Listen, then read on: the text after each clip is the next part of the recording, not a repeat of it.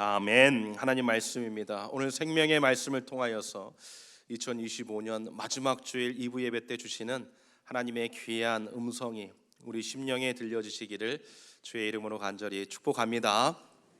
우리는 계속해서 미가서 말씀을 묵상하고 있었고, 그리고 이제 오늘 미가서 7장의 마지막 본문이 되게 됩니다.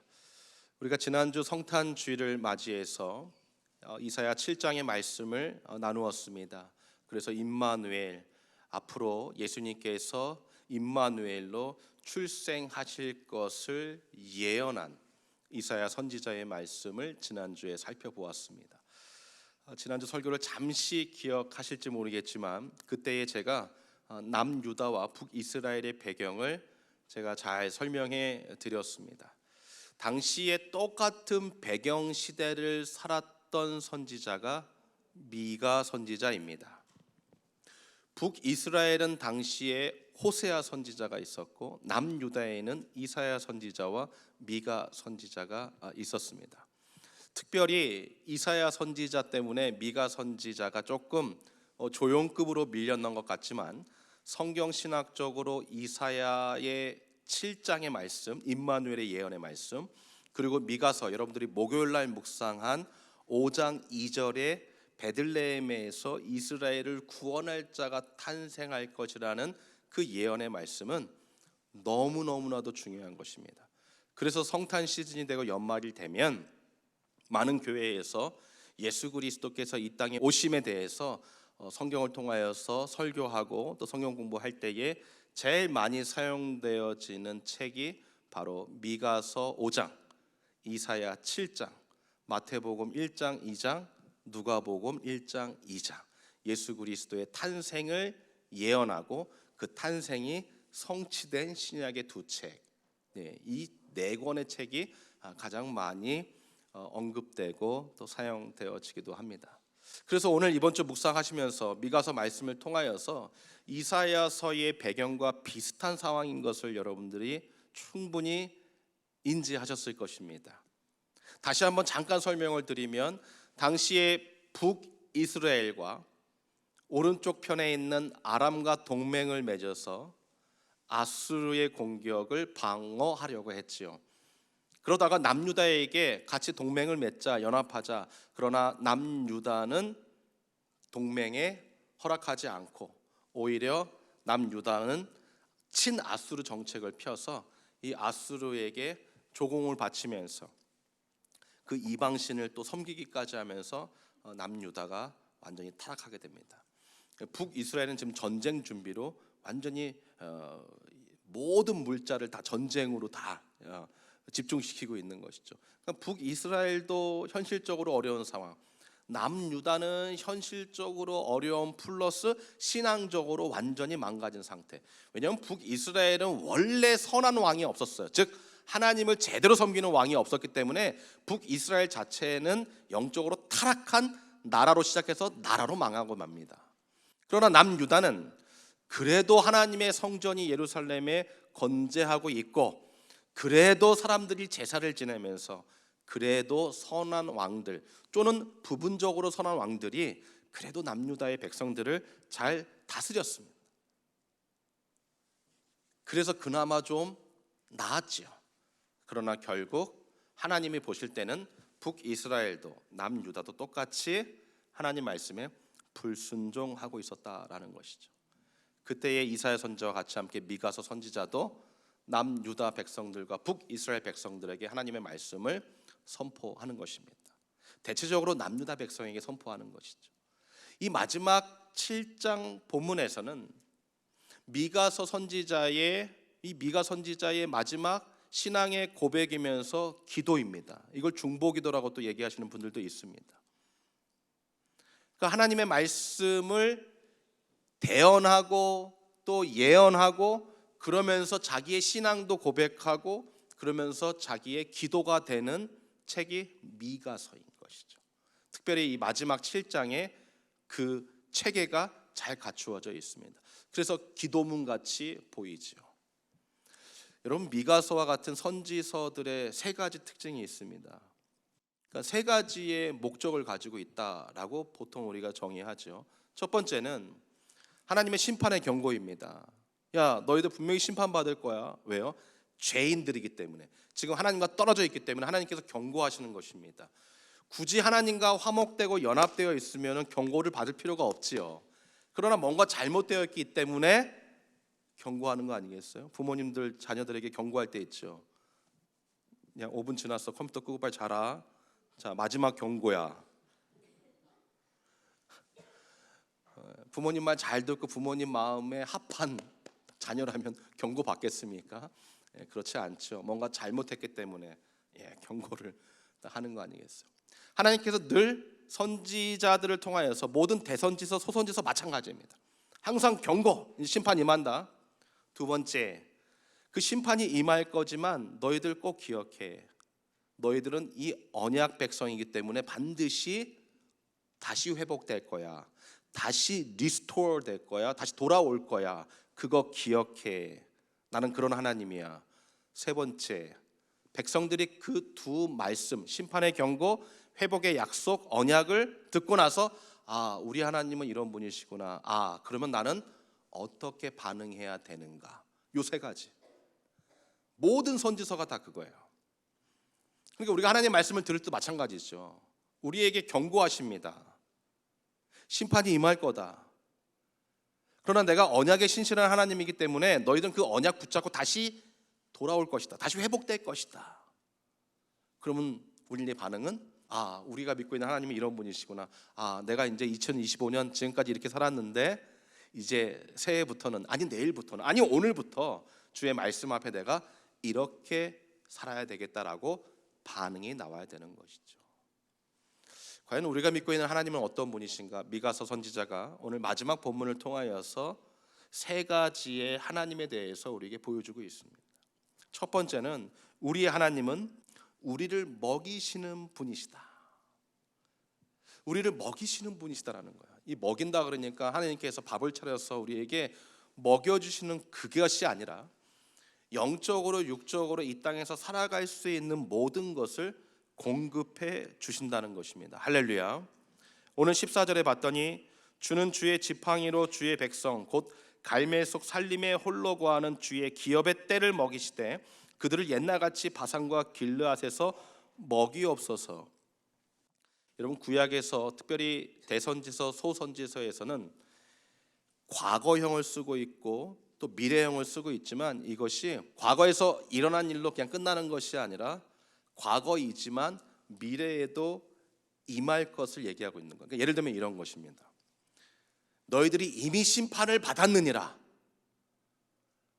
아직 심판이 임하지 않았는데 심판을 받은 것과 별반 다름없다라는 표현을 쓰고 있죠. 그 말은 이미 과거에 지금 심판이 이미 일어났다는 거예요. 그런데 예언서이기 때문에 그 심판은 언제 일어나는 것입니까? 실제적인 과거가 아니라 언제 일어나는 거예요? 미래에 일어나는 거죠. 그렇죠? 그러면 그 말을 듣고 있는 백성들은 어떤 생각을 가져야 되는 것입니까? 여러분에게 만약에 우리가 지금 북이스라엘 남유다 백성들이에요. 지금 선지자들이 나타나서 너희들이 이미 심판을 받은 것이다. 그러나 분명히 심판이 또 임할 것이다 라고 했을 때 뭐야, 심판이 이미 임했대. 근데 또 임할 거래. 뭐라는 거지? 뭐라는 거? 수준 높으신 분들이 많이 계시네요. 이 사이에 지금 뭐가 있다는 거예요? 기회가 있다는 거예요. 기회가. 우리가 반응할 기회가 있다는 거예요. 회복될 기회가 있다는 거예요. 그래서 구약에서 특별히 선지서들에서 과거형을 쓰지만 과거형이면서 미래형을 쓰는 거예요. 이미 너희가 심판을 이미 받은 사람들이다. 그러나 심판이 진짜 임할 것이다. 여러분 잘 생각해 보십시오. 우리는 구원받은 백성입니다. 우리는 이미 심판받아 저주받아 죽어 마땅한 자들이죠. 과거. 그러나 우리는 이제 구원받아서 이 기간을 살고 있습니다. 그러나 하나님의 심판이 예수님의 재림하실 때 임한다고 말씀하고 있어요. 언제? 미래에. 그럼 우리는 어떻게 살아야 됩니까? 구원받은 백성으로 살아야 될 줄 믿습니다. 그래서 이 14절부터 20절까지도 이 과거형을 얘기하고 있지만 그 과거 가운데서 현실을 살아가고 있는 성도들에게 미래를 보여주는 거예요. 다시 14절, 주의 지팡이로 주의 백성 곧 갈멜 속 살림에 홀로 가는 이 갈멜산 지역을 얘기하는 거예요. 이 갈멜산 지역은 가장 살기 좋은 지역으로 유명한 곳입니다. 주의 기업의 때를 먹이시대요. 여기서 주의 기업이라는 것은, 이 기업이라는 것은 소유된이라는 뜻입니다. 소유. 그러니까 주님의 소유된 때를 먹이시대라는데, 이 때라는 것은 지금 단어 하나가 빠졌습니다. 여러분, 어떤 성경책에는 뭐라고 되어 있어요? 무슨 때? 양때라고 적혀 있습니다. 그러니까 주의 지팡이라는 것은 여호와께서 우리의 목자가 되어 주셔서 목자가 양떼를 지키고 보호하는 그 지팡이, 우리는 주님의 소유된 백성인데 주님의 소유된 양떼라는 거예요. 양떼. 그들을 먹이신다. 그들을 옛날같이 바산과 길르앗에서 먹이옵소서.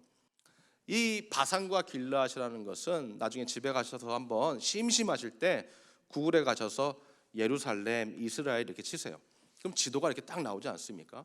그러면 이 지중해가 있고 이스라엘 예루살렘이 있고 그 옆에 조그만 호수 하나가 있습니다. 갈릴리.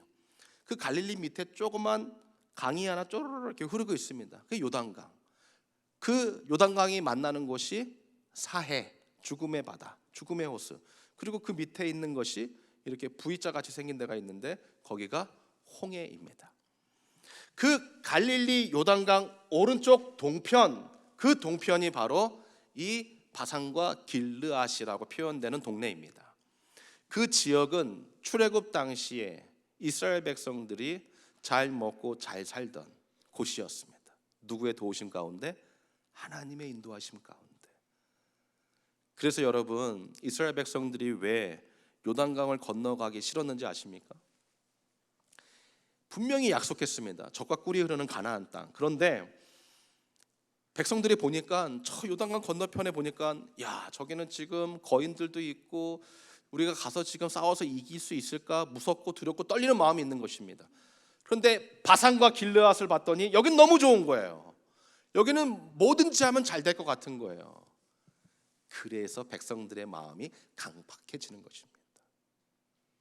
우리의 보는 눈으로는 황폐해 보이고 전쟁을 해야 되겠지만 하나님을 바라보고 믿는다면 하나님의 도우심 가운데 전진해 나가야 될 줄 믿습니다.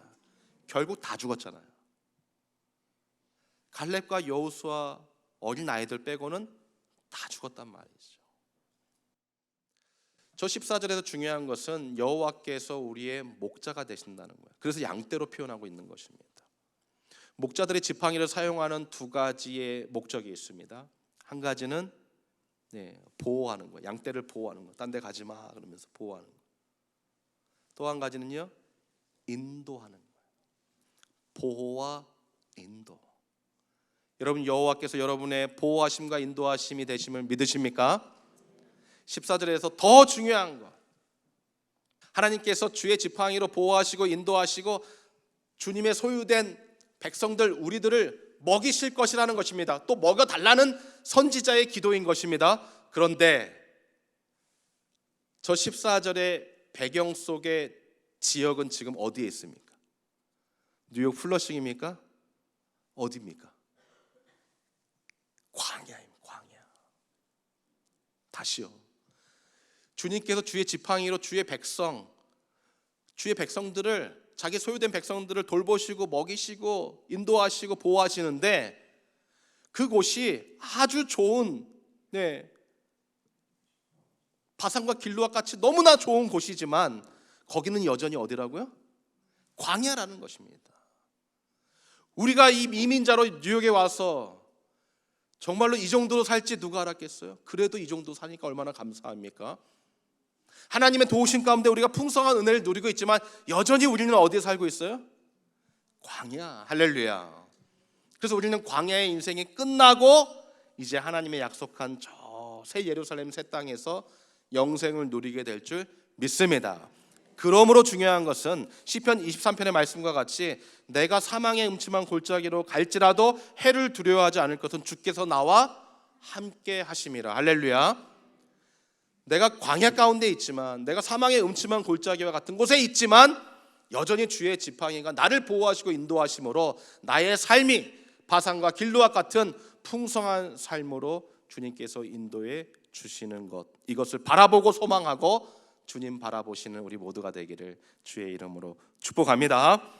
두 번째로, 하나님은 우리를 먹이시는 분뿐만 아니라 하나님은 인애의 하나님이시다. 인애. 18절 말씀 같이 한번 읽겠습니다. 18절 시작.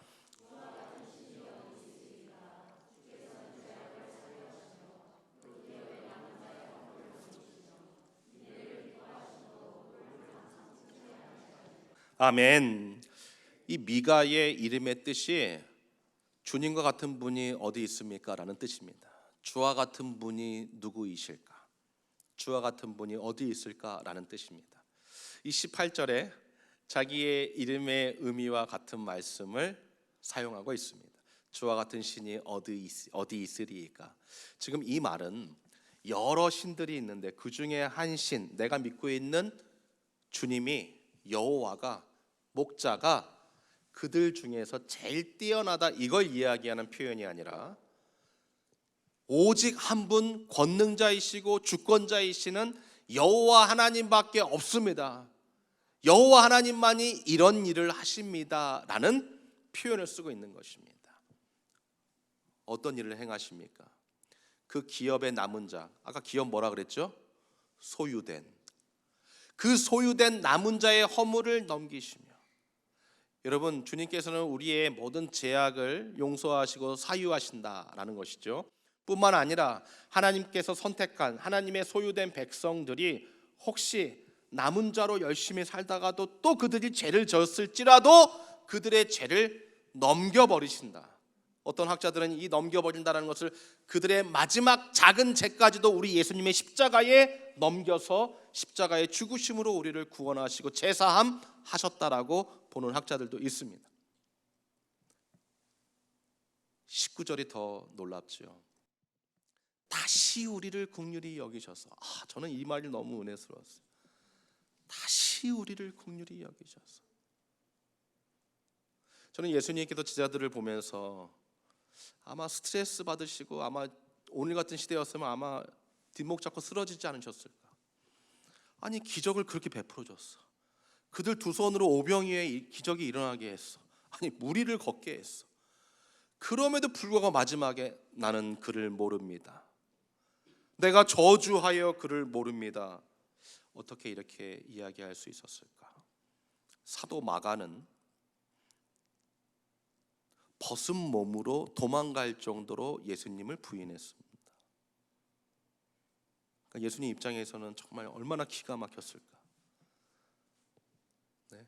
3년 동안 예수님께서 그렇게 가르치고 동고동락하면서 그렇게 가르쳤지만, 그리고 마지막에 너희 12제자를 포함한, 가룟유다 이미 배반했지만 12제자를 포함한 그 모든 하나님의 백성들을 다 그들을 구원하시기 위해서 예수님께서 죽으시기 위하여서 그 십자가의 길을 가시는데 믿었던 너희들이 어떻게 나를 배신할 수 있을까? 그런데 우리 예수님께서 부활하신 후에 다시 갈릴리로 찾아오셔서 물고기 잡던 원래의 죄악된 모습, 세상적인 모습이었던 제자들에게 나타나서 그들에게 다시 조반을 먹이시면서 그들을 다시 회복시키시죠. 대표적인 요한복음의 말씀, 예수님께서 베드로에게 내가 나를 사랑하느냐. 19절에 다시 우리를 긍휼히 여기셔서 우리의 죄악을 발로 밟으시고, 여러분, 죄를 발로 밟으실 수 있는 분, 제 죄를 좀 밟아달라고. 밟을 사람 없습니다. 우리의 모든 죄를 깊은 바다에 던지시리이다. 여러분, 죄를 모아가지고 어디 봉다리에 담아가지고 그거 버릴 수 있는 분 계십니까? 여러분, 죄는 눈에 보입니까? 보이지 않습니까? 보이지 않습니다. 그러나 보입니다. 여러분, 욕하시는 분들, 남 미워하고 남 욕하고 사랑하지 못하는 거 눈에 보입니다. 죄입니다. 죄. 우리의 모든 죄를 깊은 바다에 던지신다는 것은 우리 눈에 보이지 않게 하신다는, 이 정도로 하나님은 죄를 미워하시고 이 정도로 하나님은 우리를 긍휼히 여기셔서 거룩한 성도들이 되게 하시는 줄 믿습니다. 그러므로 하나님의 저 인애라는 뜻이 기가 막히는 것입니다. 우리가 지금 죄를 짓고 있고 우리는 늘 실패하지만 하나님은 인애를 기뻐하심으로 그 모든 죄를 덮으시는 거예요. 즉 인애, 이 인애라는 뜻이 헤세드입니다. 은총, 자비, 조건 없는 사랑. 그래서 구약에서 대표적인 하나님의 사랑, 은혜를 얘기할 때는 히브리어로 헤세드, 신약에 와서는 요한복음에서 예수님께 말씀하신 아가페의 사랑. 그래서 구약에서는 헤세드의 사랑, 신약에서는 아가페의 사랑인 것입니다. 그 사랑을 기뻐하신다. 우리를 사랑하시는 그 조건 없는 사랑을 기뻐하신다. 그러니까 제가 더 노골적으로 여러분 쉽게 이해할 수 있도록 표현해 본다면 이것입니다. 우리 하나님께서 자기의 독자 아들 예수 그리스도의 십자가에 죽으시면서 기뻐하시는 거예요. 예수야, 너 잘 죽어라. 너가 죽어야 된다. 아, 예수가 죽음으로 나는 기쁘다. 내 아들이 죽음으로 나는 기쁘다. 왜? 우리가 구원함을 얻기 때문에. 이게 좀 무슨 사이코 드라마 같지만 우리가 무엇을 붙잡아야 되냐면 하나님께서 그 정도로 우리를 사랑하고 계시다. 하나님이 여러분을 이 정도로 사랑하고 계시다. 여러분이 이 정도로 존귀한 자이고 하나님께서 그 아들을 죽이면서까지 이 자리에 앉혀 놓으실 만한 우리는 물된 동산 축복의 사람인 줄 믿습니다. 그래서 우리는 그 찬양이 맞는 거예요. 당신은 사랑받기 위해 태어난 사람. 그 찬양 가사가 맞는 거예요. 마지막 세 번째로 하나님은 신실하게 약속을 지키시는 분이시다. 오늘 20절 말씀 우리 한 번 더 같이 한번 읽죠. 20절 시작.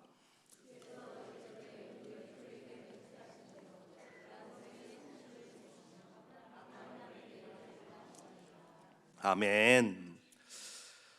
20절 말씀에 두 명의 이제 샘플의 모델 야곱과 아브라함이 등장합니다. 14절에 두 군데의 지명이 샘플로 등장해서 출애굽 광야의 그 지명, 그 지역을 통하여서 여전히 주님의 지팡이, 여호와의 지팡이가 우리와 함께 계시다. 우리도 여전히 광야 가운데 있지만 여호와의 지팡이가 우리를 보호하신다라는 설명을 덧붙이게 되었지만 20절에는 이제 인물에 대한 것입니다. 야곱과 아브라함입니다. 이 미가의 이 고백은 과거적이면서 미래적인 것이라고 제가 아까 말씀드렸는데 그 말씀이 제대로 적용된 것이 20절입니다. 그래서 과거의 일을 통하여서 미래적인 사건이 과거에 일어난 일 그대로 일어날 것을 보여주는 것이죠. 야곱과 아브라함은 이미 죽었으니까 그러나 그들이 받았던 인애, 그 인애로 그들이 살았단 말이죠. 그 인애를 지금 야곱과 아브라함 같은 사람들에게 더하여 주시옵소서라고 말하는 것입니다. 우리는 야곱과 아브라함, 노아, 모세 이런 구약의 위대한 사람들, 소위 말하는 그러한 사람들을 보게 되면 우리는 기가 죽지요. 아유, 내가 어떻게 아브라함 같이, 아이고 나 같은 사람이 무슨 야곱 같이, 내가 어떻게 여호수아 같이. 그러나 성경은 인물에게 초점이 되어 있지 않습니다. 항상 베드로와 같이 연약한 자, 사도 요한과 같이 번개 같은 사람. 그러나 성경이 초점하고 있는 것은 그 사람이 아니에요. 그러한 사람과도 함께하고 있는 예수님. 야곱과 아브라함이 아니라 야곱과 아브라함 같은 연약한 자들에게까지 함께 하시는 하나님. 결론은 그러므로 너희는 어떠하냐라는 것이죠. 아브라함과 야곱은 약속을 받았습니다. 그 맹세하신 그게 약속 언약이라는 것이죠. 하나님은 야곱이 잘해서 그래도 잘한다. 너 내가 오늘 좀 복 좀 줄게. 너 건강의 복, 너 오늘 뭐 자녀의 복, 뭐 무슨 복, 뭐 그래 천국의 복, 너 내가 다 줄게. 이거 아니었습니다. 아브라함이 순종 잘해가지고 하나님께서 너 내가 믿음의 조상 해줄게 이런 적 없으십니다. 아브라함은 아무것도 하지 않았지만 하나님께서 그를 불러서 믿음의 조상으로 삼아 주셨어요. 그리고 믿음의 조상이 되게 만드셨죠. 제자들을 부를 때도 마찬가지였습니다. 완벽하게 준비된 12제자를 부르신 것이 아니라 그냥 제자로 불러서 제자가 되게 살게 하셨다라는 것이죠.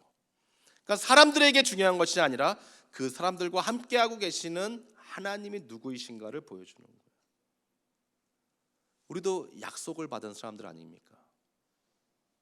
하나님이 야곱과 아브라함을 왜 신실하게 지키시고 인도하셨습니까? 여러분, 야곱은 사기꾼입니다. 거짓말장애입니다. 아브라함은요, 하나님께서 약속의 땅으로 가라라고 말했지만 아브라함은 10년이 넘게 가지 않았어요. 여러분, 10일이 아니라 10개월이 아니라 10년 동안 어떻게 하나님의 말씀에 불순종할 수 있습니까? 그리고 하나님이 짝지어준 자기의 아내가 아닙니다라고 거짓말을 어떻게 할 수 있습니까? 하나님이 두 눈을 시퍼렇게 뜨고 보고 계시는데, 네? 당시에는 아브라함에게 하나님께서 즉시로 얘기해 주셨단 말이죠. 그런데 어떻게 거짓말하고 어떻게, 그러니까 야곱과 아브라함은 도대체가 하나님이 보실 때에 그 무엇 하나 복으로 줄 수 없는 상황 가운데 있었지만 하나님께서 그들을 포기하지 않으신 이유는 약속 언약 때문이에요. 우리에게 주신 언약이 무엇입니까? 예수 그리스도의 십자가의 언약인 줄 믿습니다.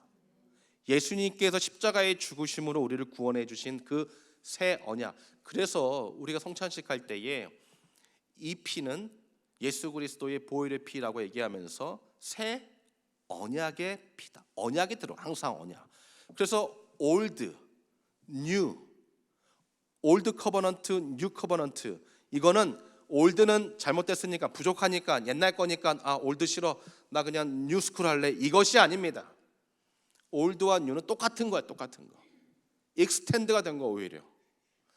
그래서 심판받아 죽어 마땅한 사람들이 이제는 예수 그리스도의 십자가의 보혈의 은혜로 구원받아 이제 그 심판에서, 죽음에서 노임받고 영생을 바라보게 된 놀라운 축복으로 이 언약이 이어지게 된 거예요. 구약도 마찬가지잖아요. 우리가 야곱과 아브라함 같은 사람들 아닙니까? 우리에게 이미 약속이 주어졌어요. 십자가의 약속. 그러나 우리가 보이지 않아. 근데 보이지 않는 약속을 여기다 해주셨어요. 이렇게 두껍게 말씀해 주셨어요. 이렇게 두껍게요. 그런데 우리는 이 두꺼운 말씀을 읽으면서도 그 약속을 잊어버리는 거야. 잊어버리는 거야.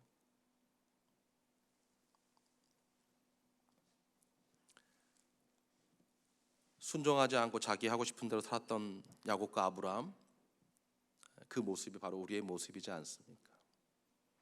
그런데 하나님은 끝까지 야곱과 아브라함을 믿어주십니다. 왜? 하나님께서 언약해 주신 그 약속 때문에요. 그래서 하나님은 야곱과 아브라함의 어떤 행동에 의하여서 하나님께서 움직이시는 것이 아니라 철저하게 하나님께서 약속해 주신 언약의 기초에서 그 언약을 신실하게 이행하시는 거예요. 그래서 야곱과 아브라함이 다시 돌아왔을 때에, 야, 너는 정말로 이 정도밖에 하지 않았느냐? 그래, 다시 시작하자. 그리고 하나님께서 야곱과 아브라함에게, 자, 오늘부터 다시 시작해. 그래, 너 지금까지 뭐 10년 넘게 조금 딴 데 갔었지만 괜찮아. 자, 다시 시작하자. 자, 요의 땅 고! 이렇게 하실 수도 있지만 여기에 한 가지 더 우리 하나님은 덧붙이시죠. 아니, 이미 덧붙였어요. 야곱과 아브라함이 그렇게 10년 넘게 하나님 말씀에 불순종하고 사기꾼이요, 거짓말이요, 가정을 파탄내면서까지 하나님 말씀에 불순종하면서 살아서 오랜 시간 옆길로 갔다가 이제 광야에서 베델에서 여호와 하나님을 만나고 그가 다시 돌아설 때에 하나님은 이제 다시 시작, 요이 땅뿐만 아니라 야곱의 지금까지의 삶이 누구의 인도하심이었다는 것을 고백하게 됩니까? 여호와의 인도하심. 그래서 그 베델 광야에서, 아무도 없는 그 광야, 그 추운 광야, 죽을 수 있는 광야에서 하나님이 여기도 계셨군요. 이 고백을 야곱이 하는 거예요. 저는 한국에서 목사가 되기 싫어서 미국에 온 사람입니다. 그래서 미국에 와서 뭐 신앙생활은 그냥 주일 성수 정도 할 정도로 뭐 주중에 청년부 모임 가고, 그렇지만 제가 무슨 뭐 죄를 짓고 뭐 나쁜 짓을 하고 뭐 그런 사람은 아니었고, 그런데 어쨌거나 제가 뭐 저의 인생의 어떤 목적이 막 예수님의 영광을 위하여서 이런 건 아니어서 23살이었기 때문에. 근데 어느 날 하나님께서 저를 불러주셨단 말이죠. 이 거부할 수 없는 하나님의 강권적인 마음의 감동이 있어요. 내가 그렇게 목사가 되기 싫어서 미국까지 왔는데 어느 날 기도하는 가운데 제 마음에 목사가 되어야 된다라는 이 확신, 이거는 경험해보지 못한 사람은 모르겠지만 저로서는 그걸 도저히 거부할 수가 없어요. 뭐 주위에 누가 있는 것도 아니고 저 혼자여서 교회에서. 근데 기도하는 가운데 제 마음속에 막 물려올 때 이거를 노할 수가 없었어요. 제가 그때 결단했습니다. 새벽기도 마치면서 하나님, 제가 주의 종이 되겠습니다. 그런데 하나님, 우리 아버지처럼 고생하고 개척교회 맨날 돈 없고 지하 상가 건물 그거 말고 저는 좀 이렇게 큰 목회할 수 있도록 하나님 도와주세요. 저는 공부도 좀 어렵게 하지 않고 좀 편하게 좀 할 수 있도록 좀 도와주세요. 물론 그 기도는 들어주시지 않으셨지만 제가 그렇게 기도하고 하나님 앞에 그랬습니다. 하나님, 저 지금부터 시작하겠습니다. 요 이 땅 하겠습니다. 근데 제 마음 가운데 이런 마음이 딱 드는 것이죠. 야, 너는 지금부터 요 이 땅 하고 있냐? 하나님은 너 지금 태어날 때부터 지금까지 하나님의 신실한 약속에 따라서 너를 여기까지 인도하고 만드시고 되돌아오게 했다. 여러분 믿으십니까? 여러분의 삶 속에서도 하나님은 내가 지금 잘못 왔나? 여러분, 야곱이 그 베델이라고 고백한 그 지역은 내가 잘못 온 동네인가? 내가 잘못 왔나? 라는 뜻을 갖고 있는 지역입니다. 내가 잘못 살아왔나? 내가 잘못 왔나? 그런데 여기가 하나님이 계신 곳이에요. 그럼 거길 누가 인도하신 거예요? 하나님이 인도하신. 여러분의 삶 속에서도 하나님이 지금까지 비록 여러분들이 옆길로 갔을지라도 제 가운데 있었을지라도 언약의 근거에서 신실하게 여러분을 여기까지 인도하여 주신 줄 믿습니다. 그러니까 사도 바울이 맞는 거예요. 로마서에 아직 우리가 죄인 되었을 때에 하나님께서 우리를 향한 자기의 사랑을 아들 예수 그리스도의 죽으심 때문에 우리 확증했다. 확증. 우리가 요청하지도 않았고 우리가 회개하지도 않았고 우리가 교회 근처 무슨 기독교인들하고 만나지도 않았을 그때에, 아직 그때에 우리를 긍휼히 여기셔서 우리를 주의 자녀로 하나님의 기업으로 소유된 백성으로 만들어 주신 줄 믿습니다. 그러므로 이제 새해가 시작되고 이제 남은 여러분의 일생 가운데 우리 또 실패할 수 있습니다. 이건 합리화가 아닙니다. 우리의 연약함을 인정하는 것입니다. 우리 넘어질 수 있습니다. 시험에 들 수 있습니다. 그러나 그때 다시 신실하신 하나님의 인애를 기억하여서 다시 나를 긍휼히 여기시는 하나님의 은혜로 나도 다른 사람을 다시 긍휼히 여기고 나도 다시 다른 사람을 사랑해주고 내가 여기까지 온 것이 하나님의 은혜입니다. 예수 오직 예수밖에 없구나. 주님의 은혜입니다. 간증하는 우리 모두가 되기를 주의 이름으로 간절히 축복합니다. 그래서 여러분 새해에도 하나님의 보호하심과 인도하심, 그 신실하심 가운데 승리하시는 우리 모두가 되기를 주의 이름으로 간절히 축복합니다.